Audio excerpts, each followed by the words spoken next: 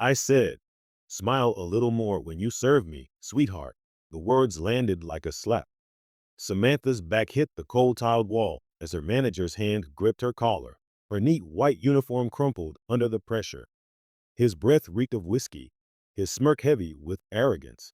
Keller towered over her, eyes gleaming with entitlement. Samantha didn't scream. She couldn't. Her voice was trapped by fear.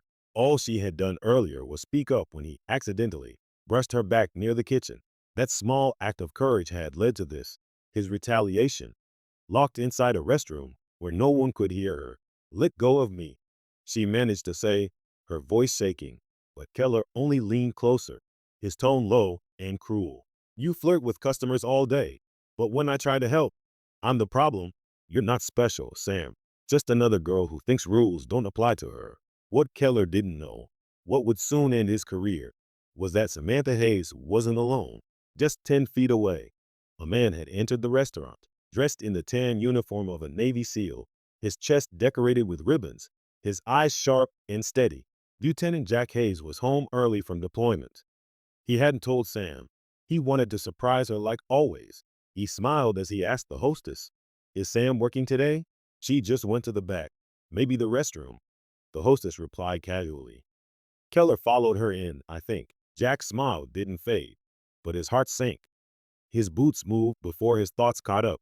Inside, Keller was still talking, still too close. "No one's coming to save you," he whispered. Then, a quiet creak. The bathroom door opened slowly. The air shifted. A calm, firm voice cut through the silence. "She's my wife." Keller froze, turning to see the man behind him. Jack stepped into the light, his steel trident catching a sharp glint from the mirror. There were no loud words, no fight, just a heavy stillness. Keller stumbled back, pale. I I didn't know. You didn't ask," Jack replied coldly, pressing a hand to Keller's chest. Not violent, but commanding. A warning.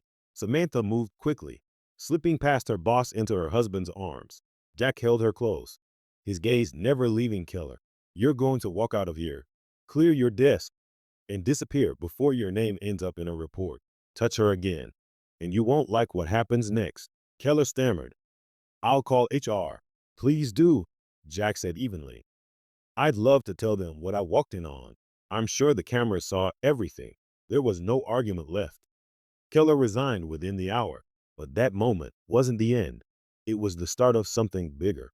In the weeks that followed, Samantha kept working quietly, still not telling anyone she was married to a SEAL. She didn't want sympathy. She wanted respect, to earn her place on her own. But what happened that day had shaken her deeply.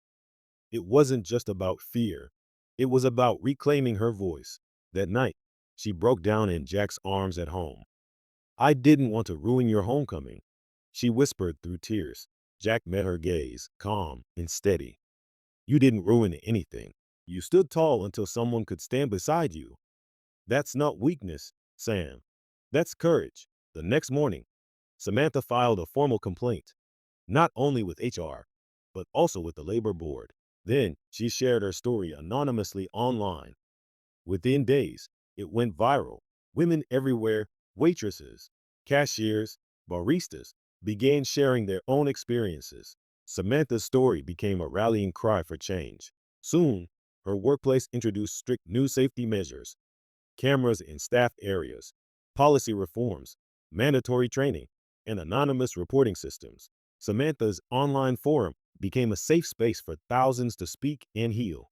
This wasn't just about one man or one restroom.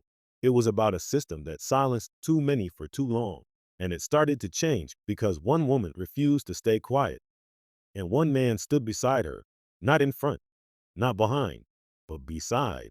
Real protection isn't about strength or fear. It's about respect, presence, and partnership. When the wrong man thought she was alone, the right man proved otherwise. Before you go, tell us in the comments, where are you watching from? If this story touched you, make sure to like, comment, and subscribe to HO Chronicles for more true stories of courage, change, and resilience. You never know, the next one might just inspire you too.